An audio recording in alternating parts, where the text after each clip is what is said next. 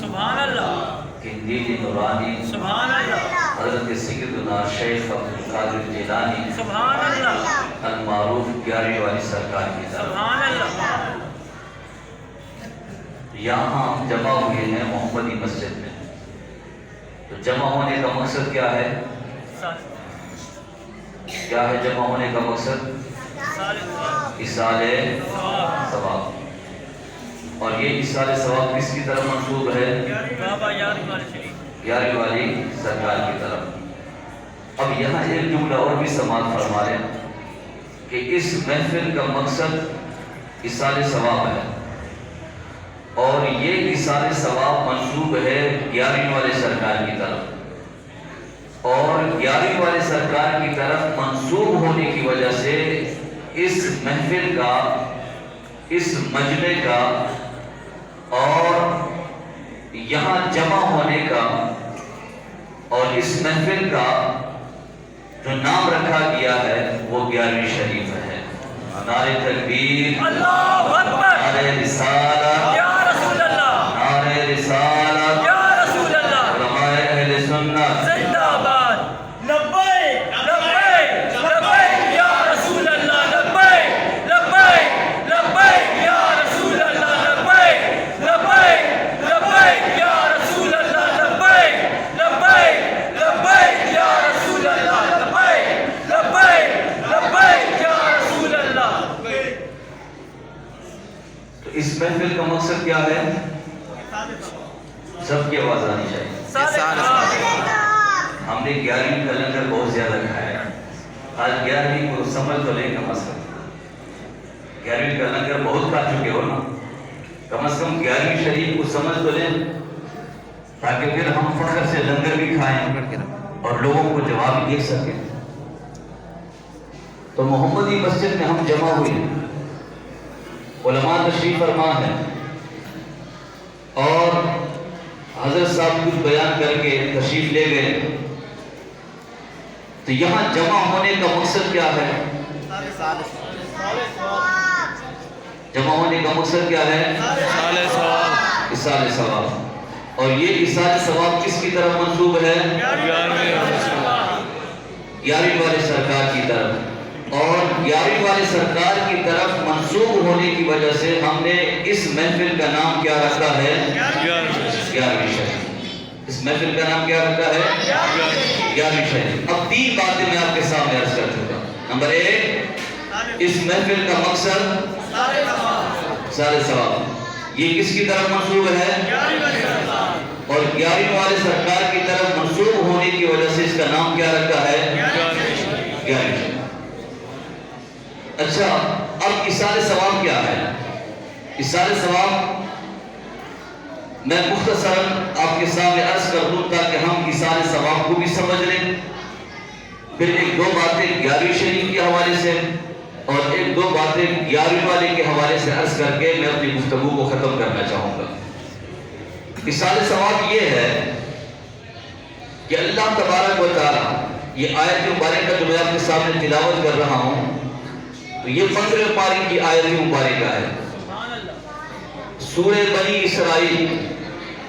رب کریم ارشاد فرماتا ہے وَقُلْ رَبِّ ارْحَمْهُمَا كَمَا رَبَّيَانِي صَغِيرًا. اللہ تعالیٰ نے چونکہ یہ حکم ارشاد فرمایا وَاخْفِضْ لَهُمَا جَنَاحَ الذُّلِّ مِنَ الرَّحْمَةِ وَقُلْ رَبِّ ارْحَمْهُمَا كَمَا رَبَّيَانِي صَغِيرًا. رب کریم نے حکم ارشاد فرمایا کہ جھکائے رکھو ان کے لیے. اب ان سے مراد کیا ہے؟ والدین ہیں. اور اس آیت سے پہلے والدین کا تذکرہ ہوا تو رب کریم ارشاد فرماتے ہیں وَاخْفِضْ لَهُمَا جَنَاحَ الذُّلِّ مِنَ الرَّحْمَةِ. اور جھکائے رکھو والدین کے لیے عاجزی اور انکساری کے بازو کو، من الرحمہ خوش دلی سے، اور پھر جو ہے دونوں ہاتھوں کو اٹھاؤ. وَقُلْ رَبِّ ارْحَمْهُمَا كَمَا رَبَّيَانِي صَغِيرًا. اللہ تبارک و تعالیٰ کی بارگاہ میں عرض کرو کہ مالک و مولا ان دونوں پر اس طرح رحم فرما دے جیسے کہ انہوں نے بچپن میں شفقت اور محبت کے ساتھ پالا تھا. اب اس آیت مبارکہ کے ترجمے کو سمجھ گئے. سوالات عرض کر کے پھر ایصال ثواب کا مسئلہ حل ہو جائے گا۔ پہلا سوال تو یہ ہے کہ اللہ تبارک و تعالیٰ نے اس آیت مبارکہ میں ہمیں کس چیز کا حکم ارشاد فرمایا؟ دعا۔ کس چیز کا حکم ارشاد فرمایا؟ دعا۔ دعا کا۔ دعا کس کے لیے؟ والدین کے لیے۔ تو یہ حکم اللہ تبارک و تعالیٰ نے کس کو فرمایا؟ بچوں کو، بچیوں کو، اولاد کے لیے یہ حکم ہے کہ وہ کیا کریں؟ والدین کے لیے دعا۔ سب بولیں، وہ کیا کریں؟ والدین کے لیے دعا۔ والدین کے لیے دعا کریں۔ اب سوال یہ ہے کہ وہ والدین زندہ ہو تو دعا کریں یا مر جائے تو تب دعا کریں؟ تو جواب کیا ملے گا؟ دونوں۔ کہ والدین والدین ہوتے ہیں، چاہے زندہ ہو یا پھر وہ مر جائیں تو والدین والدین ہی ہے۔ اس لیے کہ مصطفیٰ جان رحمت ارشاد فرمایا من زار قبر ابویہ، جو والدین کی قبر کی زیارت کر لے فکأنما حج، گویا کہ اس نے حج کی سعادت حاصل کر لی ہے۔ اور ایک روایت میں یہ ہے غفر لہ، رب کریم اس کی بخشش و مغفرت فرما دیتا ہے۔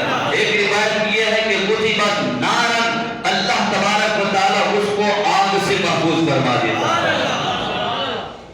تو والدین والدین ہے، چاہے قبر میں ہے والدین ہے، چاہے حیات ہے والدین ہے، چاہے مر جائیں تو والدین ہے۔ تو اللہ تبارک و تعالیٰ نے مطلقاً ہمیں حکم ارشاد فرمایا کہ ان کے لیے کیا کرو؟ دعا کرو۔ اب سوال یہ ہے کہ جب ہم والدین کے لیے دعا کرتے ہیں، چونکہ حکم ہمیں ہے کہ ہم والدین کے لیے دعا کریں، تو آیا اس سے کوئی فائدہ پہنچتا بھی ہے یا نہیں؟ مثال کے طور پر بیٹے ذرا یہ بچہ ہے، اب میں ان کو یہ کہہ دوں کہ آپ والدین کے لیے دعا کریں، اپنے ہاتھ اٹھائیں، اب دعا مانگنے والا کون ہے؟ یہ بچہ ہے۔ بات سمجھ میں آ رہی ہے؟ دعا مانگنے والا یہ بچہ ہے، یہ دعا کر رہا ہے کہ مالک و مولا والدین پر اس طرح مہربانی فرما دے، اس طرح رحم فرما دے جیسے کہ بچپن میں شفقت اور محبت کے ساتھ انہوں نے ہمیں پالا تھا، یا آخرت کی بھلائیاں عطا فرما دے، یا آخرت کی عزت عطا فرما دے، یا صغیرہ کبیرہ گناہوں کو معاف فرما دے۔ یہ بچہ دعا مانگ رہا ہے۔ مجھے بتائیے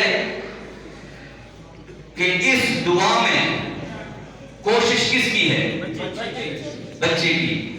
اور کوشش کا ثمرہ کس کو مل رہا ہے؟ والدین کو۔ اس دعا میں محنت کس کی ہے؟ بچے کی ہے۔ اور محنت کا پھل کس کو مل رہا ہے؟ اس دعا میں ثواب کمانے والا کون ہے؟ بچہ۔ بچہ ہے نا، دعا مانگ رہا ہے تو ثواب کمانے والا کون ہے؟ اور یہ ثواب کس کو مل رہا ہے؟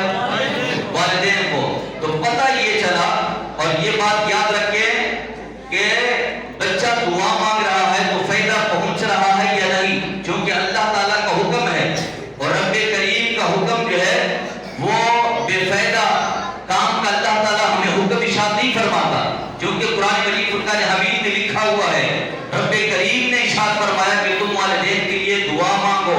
اگر والدین کے لیے دعا کرنا اور اس کو فائدہ نہ ملنا تو رب کریم کبھی ہمیں حکم ارشاد نہ فرماتا۔ اس سے پتہ یہ چلتا ہے کہ بچہ جب والدین کے لیے دعا کرتا ہے تو والدین کو فائدہ پہنچتا ہے۔ تو اب بتائیے کہ یہاں جو ہے محنت جو ہے وہ بچے کی ہے، اور محنت کا جو پھل ہے وہ والدین کو مل رہا ہے۔ یہاں جو ہے دعا میں وہ محنت اور کوشش جو ہے وہ بچے کی ہے، لیکن محنت اور کوشش کا جو پھل ہے وہ والدین کو مل رہا ہے، اور ثواب کمانے والا وہ بچہ ہے، اور ثواب والدین کو مل رہا ہے۔ تو پتہ یہ چلا کہ محنت کسی اور کی ہو اور محنت کا ثمرہ کسی اور کو ملے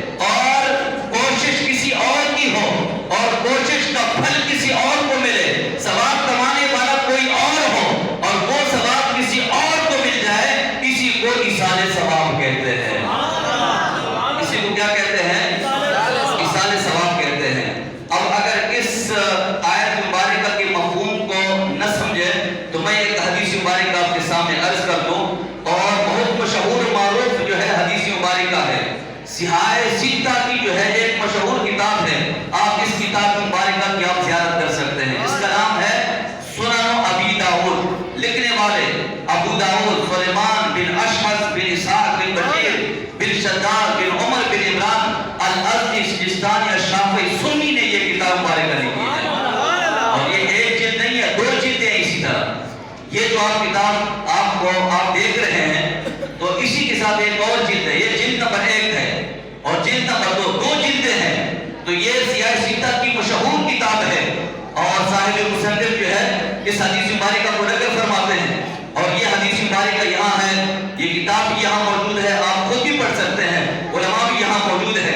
हज़रत साद बिन उबादा क़ाल या रसूल अल्लाह सल्लल्लाहु अलैहि वसल्लम, बारगाह रिसालत में आते हैं साद बिन उबादा। क्या? साद बिन उबादा ये वो जलील कद्र सहाबी रसूल है कि कबीले खज़रज से ताल्लुक़ रखने वाले हैं। ये खज़रजी है और ये अंसारी है। ये वो सहाबी है जिन्होंने मुहाजिरीन की मदद की है, जिन्होंने मुहाजिरीन की क्या की है? मदद की है। बल्कि ये वो जलील कद्र सहाबी रसूल है कि इनका जो घराना है, खुसूसन इनके वालिद मुहतरम ये कबीले खज़रज के सरदार हैं और वालिद के बाद फिर ये सरदार रहे।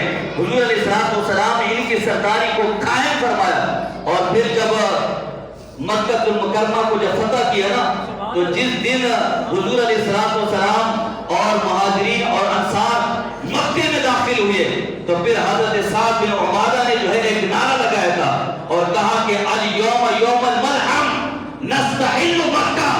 कहते या अबू सुफियान, कहते अबू सुफियान याद रखें कि आज मक्के में हम दाखिल हुए हैं, मक्के में किसी को मारना जायज नहीं, ये हराम है।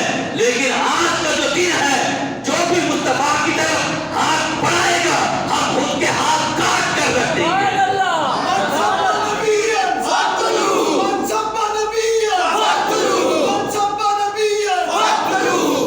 ये भी हदीस मुबारका है। मुस्तफा जाल रहमत ने फरमाया मन सब्बा नबिय्यन फक़्तुलूहु, फरमाया क़यामत तक जो नबी के बारे में पूरा बुरा कहे फक़्तुलूहु, उसको काट कर रख दो। ये मुस्तफा जाल रहमत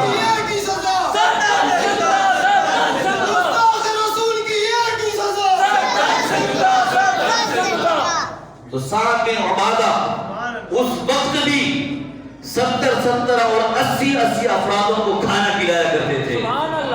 अल्लाह तबारक व तआला ने इतना नवाजा था। तो बारगाह रिसालत में हाजिर हुए, क़ाल या रसूल अल्लाह सल्लल्लाहु अलैहि वसल्लम, ऐ अल्लाह के रसूल, इन्ना उम्म सादिन, कि मेरी वालिदा यानी साद की वालिदा इंतकाल कर गई है। और एक रिवायत में है कि इन्ना उम्मी मातत, मेरी वालिदा इंतकाल कर गई है या रसूल अल्लाह सल्लल्लाहु अलैहि वसल्लम। पूछना ये है फ़अतसद्दक़ु अन्हा, मेरा दिल चाह रहा है कि मैं वालिदा की तरफ से सदका कर लूं। तो आया कि सदके का सवाब मेरी वालिदा को पहुंचेगा या नहीं? यहाँ वालिदा इंतकाल कर चुकी है, वो कब्र में है, लेकिन हज़रत साद बारगाह रिसालत में आकर अर्ज़ करते हैं या रसूलुल्लाह सल्लल्लाहु अलैहि वसल्लम, वालिदा इंतकाल कर गई है, अब मैं सदका करना चाह रहा हूँ, आप इजाजत अता फरमा दे। अगर ये सदके का सवाब मेरी वालिदा को पहुंचेगा या नहीं? तो मुस्तफा जान रहमत ने रहमत के पूर्ण निशावर इशारा फरमाए और फरमाया फ़क़ाल नअम, फरमाया हाँ साद, आप सदका करोगे, उस सदके का सवाब आपकी वालिदा को जरूर पहुंचेगा। तो इस हदीस मुबारका को सामने रखते हुए मैं बताना चाह रहा हूँ कि मोहम्मदी मस्जिद से ताल्लुक रखने वालों, याद रखिए कि मुस्तफा जान रहमत ने, मुस्तफा के सितारे ने सवाल किया, मुस्तफा के प्यारे ने सवाल किया, हज़रत सैयदना साद बिन उबादा ने सवाल किया कि या रसूल अल्लाह, वालिदा इंतकाल कर गई है, मैं सदका करना चाह रहा हूँ, इस सदके का सवाब वालिदा को पहुंचेगा या नहीं? तो मुस्तफा जान रहमत ने पहले जवाब अता फरमा दिया, मुझे और आपको कोई इस तरह जरूरत नहीं है कि हम इस बारे में सवाल उठाएं कि हम जो मोहम्मदी मस्जिद में इसाले सवाल कर रहे हैं, आया ये जायज है या नाजायज है? तो मुस्तफा जान रहमत ने 1400 साल पहले इरशाद फरमा दिया था, फरमाया फ़क़ाल नअम, फरमाया हाँ सदका करोगे, उस सदके का सवाब जरूर आपकी वालिदा को पहुंचेगा।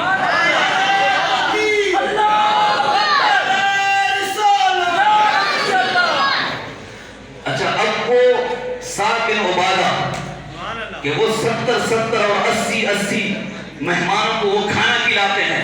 عرض کرتے یا رسول اللہ پھر والدہ انتقال کر گئی ہے, کوئی عام بندہ نہیں ہے, میری والدہ ہے, تو یا رسول اللہ پوچھنا یہ ہے کہ جب صدقہ جائز ہے فَأَيُّ الصَّدَقَةِ أَفْضَلُ, تو پھر مجھے افضل ترین صدقہ بتا دے تاکہ آج سعد بن عبادہ وہ افضل ترین صدقہ کر دے.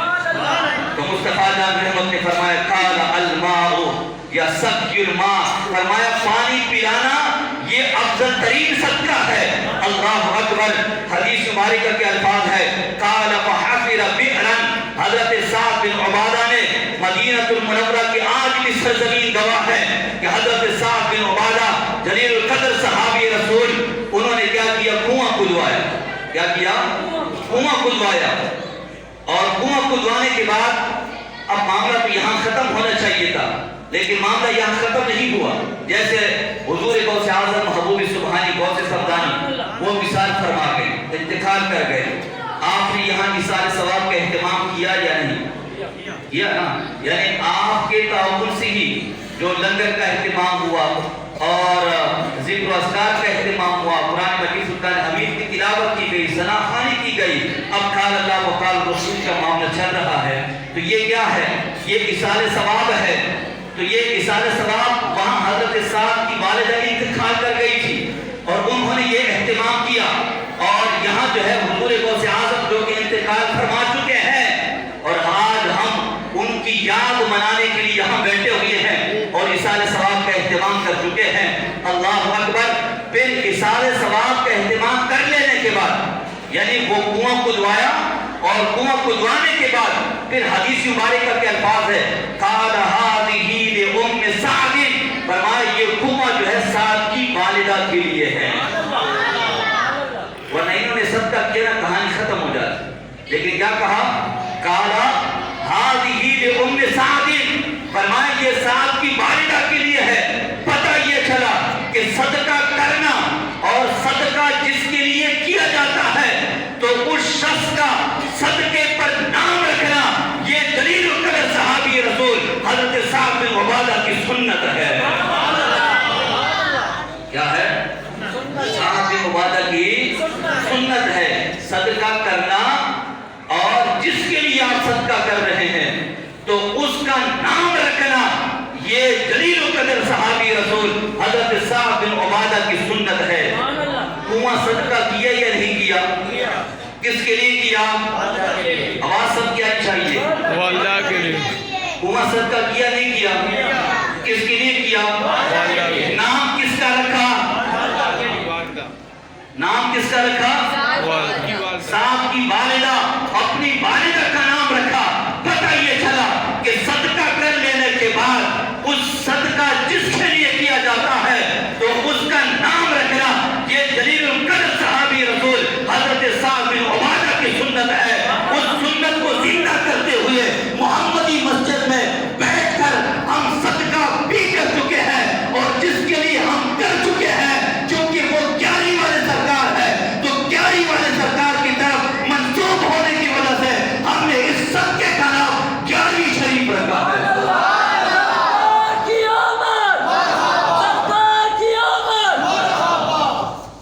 ہم نے کیا نام رکھا ہے؟ گیارہویں شریف, چونکہ وہ 11ویں والے سرکار تھے. کون تھے؟ 11ویں والے سرکار تھے. اب آپ کہیں گے کہ وہ 11ویں والے سرکار کیسے ہو گئے؟ عبد القادر نام رکھو, اس صدقے کا نام کیا رکھو؟ عبد القادر رکھو.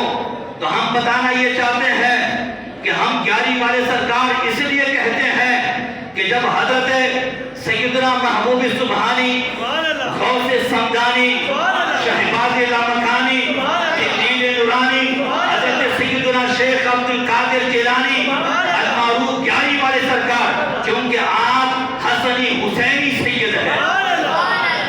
والد کی طرف سے اگر آپ کا شجرہ لیا جائے تو پھر آپ حسنی سید ہیں, اور اگر والدہ کی طرف سے شجرہ لیا جائے تو آپ حسینی سید ہیں, اور اگر نہیں تو پھر آپ ذرا گن لیں کہ حضرت سیدنا شیخ عبد القادر جیلانی کے والد کا نام ہے ابو صالح موسیٰ جنگی دوست, ابو صالح موسیٰ جنگی دوست کے والد کا نام ہے حضرت سیدنا عبداللہ حضرت سیدنا عبداللہ کے والد کا نام ہے حضرت سیدنا یحییٰ، حضرت سیدنا یحییٰ کے والد کا نام ہے حضرت سیدنا داؤد، حضرت سیدنا داؤد کے والد کا نام ہے حضرت سیدنا موسیٰ ثانی، حضرت سیدنا موسیٰ ثانی کے والد کا نام ہے حضرت سیدنا عبداللہ، حضرت سیدنا عبداللہ کے والد کا نام ہے حضرت سیدنا موسیٰ جون، حضرت سیدنا موسیٰ جون کے والد کا نام ہے حضرت سیدنا عبداللہ محض، حضرت سیدنا عبداللہ محض کے والد کا نام ہے حضرت سیدنا حسن مثنیٰ، اور حضرت سیدنا حسن مثنیٰ کے والد کا نام ہے حضرت سیدنا امام حسن، اور حضرت سیدنا امام حسن کے والد کا نام ہے حضرت سیدنا علی المرتضیٰ شیر خدا رضی اللہ عنہ۔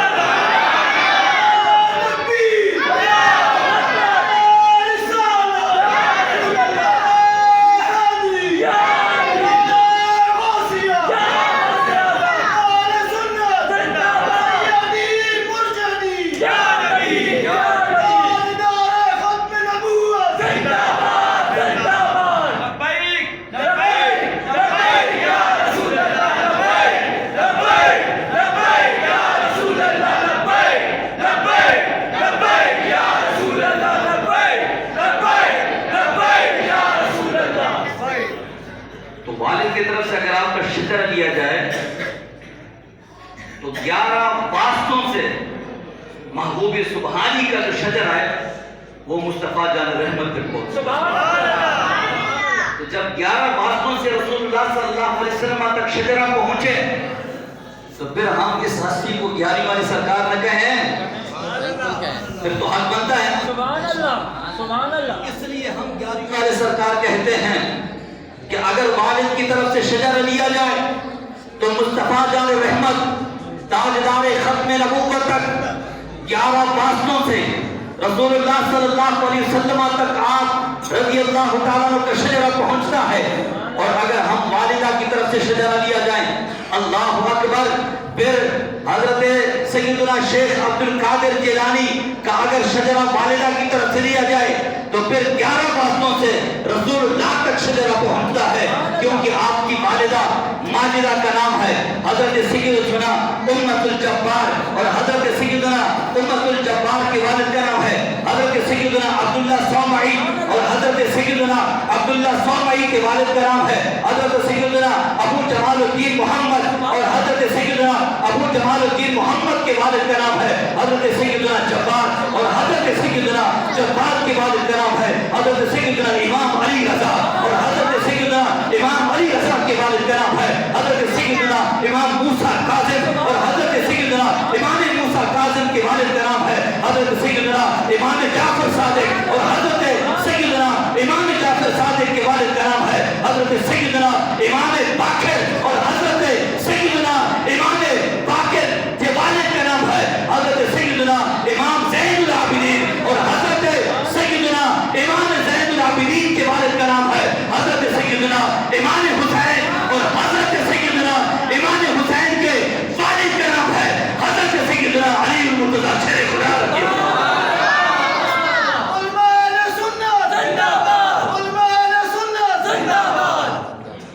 تو اگر والدہ کا شجرہ لیا جائے تو 11 واسطوں سے رسول اللہ تک شجرہ پہنچتا ہے، تاجدار ختم نبوت تک شجرہ پہنچتا ہے، مصطفیٰ جان رحمت تک شجرہ پہنچتا ہے۔ بتائیے کہ اس ہستی کو ہم پھر بھی 11 والی سرکار نے کہیں؟ سبحان اللہ۔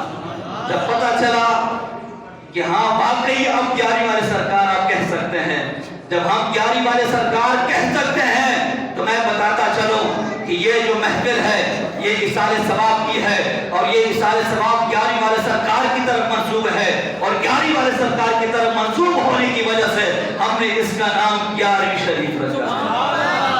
اب بھی سمجھے یا نہیں سمجھے؟ اچھا، یہ حدیث مبارک کا میں نے آپ کے سامنے عرض کر کہ انہوں نے کیا کیا، انہوں نے فرمایا کہ افضل ترین صدقہ کیا ہے؟ پانی ہے، صحیح ہے نا؟ اب ہمارے جو ہے گزاری حبیب مسجد کے امام صاحب یا پھر جو ہے مدینہ مسجد کے امام صاحب قاری سجاد صاحب، قاری صاحب میں ماشاءاللہ لوگ فاتحہ کے لیے لے کے جاتے ہیں، جیسے کبھی کبھار آپ لوگ مجھے بھی بلا لیتے ہیں تو پھر سامنے کیا رکھتے ہیں؟ پانی رکھتے ہیں نا۔ کیوں رکھتے ہیں؟ اس لیے رکھتے ہیں کہ دیکھیں آج میری یہ استطاعت نہیں ہے کہ میں جو ہے کنواں کھدوا لوں. کیا اگر اللہ تعالیٰ نے استطاعت دی تو انشاءاللہ کنواں کھدوائیں گے نہیں کھدوائیں گے؟ انشاءاللہ. اچھا آپ کی اور میری استطاعت نہیں ہے کہ ہم بورنگ کروا دیں, یہ استطاعت بھی نہیں ہے.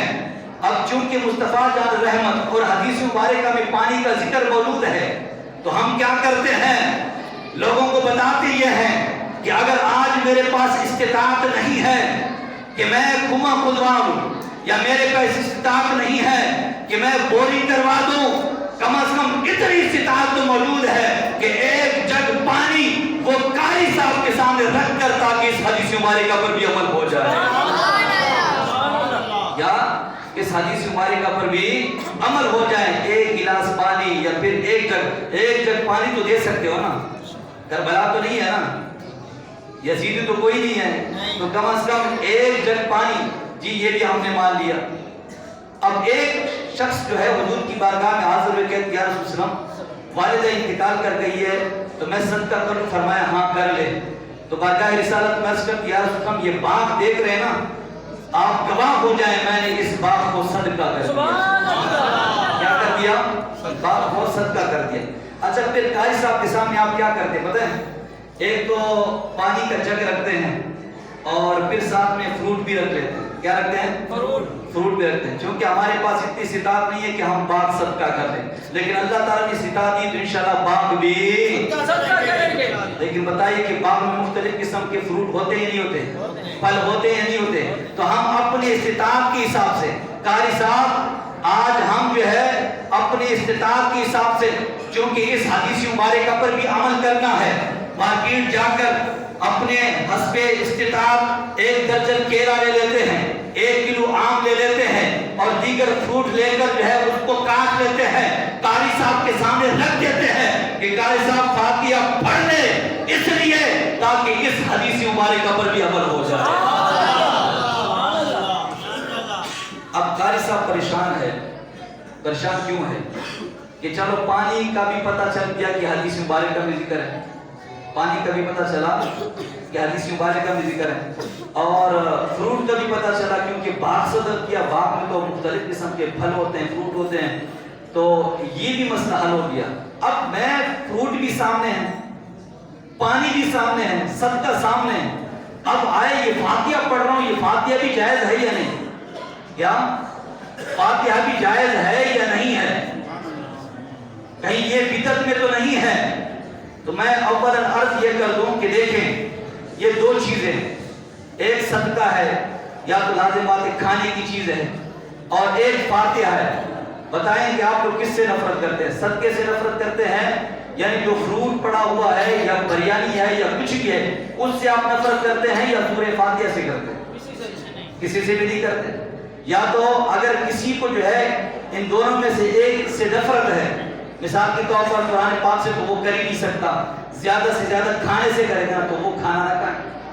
لیکن اگر ثبوت چاہیے تو یہ میرے پاس جو ہے یہ کتاب ہے درس قرآن, یہ 1 جلد نہیں ہے, یہ 6 جلدیں ہیں, اور الحمدللہ میرے پاس اوپر جو لائبریری ہے تو یہ 6 کے 6 جلدیں اس میں موجود ہے.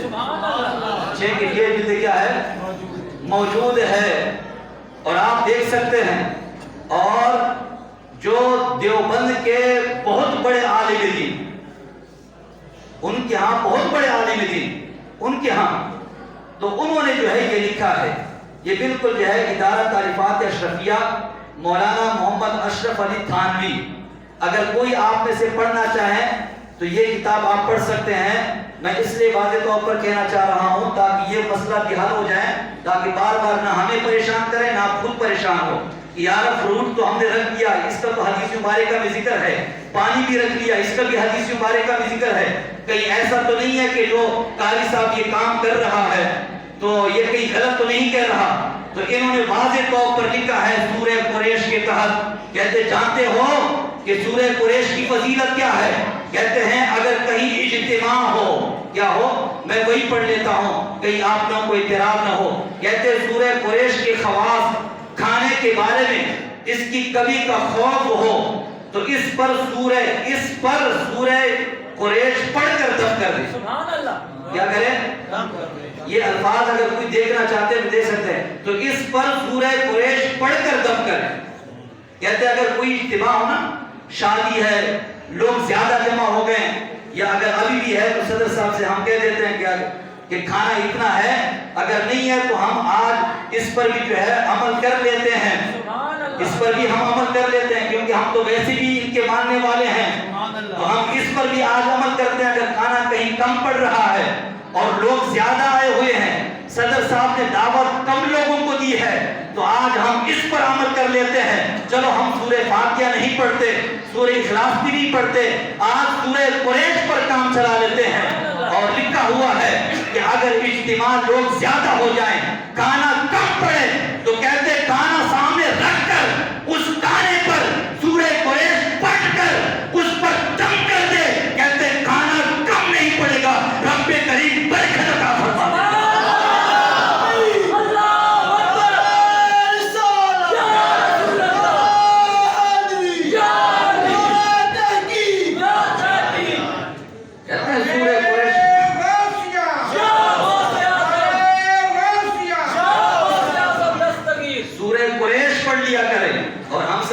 سورہ قریش نہیں، جو بھی سورت پڑھو گے تو اللہ تبارک و تعالیٰ کا کلام ہے، بابرکت ہے، اور جس پر پڑھ کر دم کرتے رہو گے رب کریم برکت ہی برکت عطا فرمائے. یہ تو ہمارا عقیدہ ہے الحمدللہ، اور ہم کرتے رہتے ہیں. تو یہ بھی جو ہے اگر آپ کو ہے تو یہ کتاب میرے پاس موجود ہے، آپ پڑھ کر آپ تسلی بھی کر سکتے ہیں. تو اصالِ ثواب کو سمجھ گئے، 11ویں شریف کو سمجھ گئے. اب جو ہے 11ویں کے حوالے سے میں ایک دو باتیں آپ کے سامنے عرض کر دوں. 11ویں والے سرکار مصطفیٰ جان رحمت کا فرمان ہے. حضرت انس رضی اللہ تعالیٰ عنہ فرماتے ہیں کہ اقائد جہاں صلی اللہ علیہ وسلم شاہ فرمائے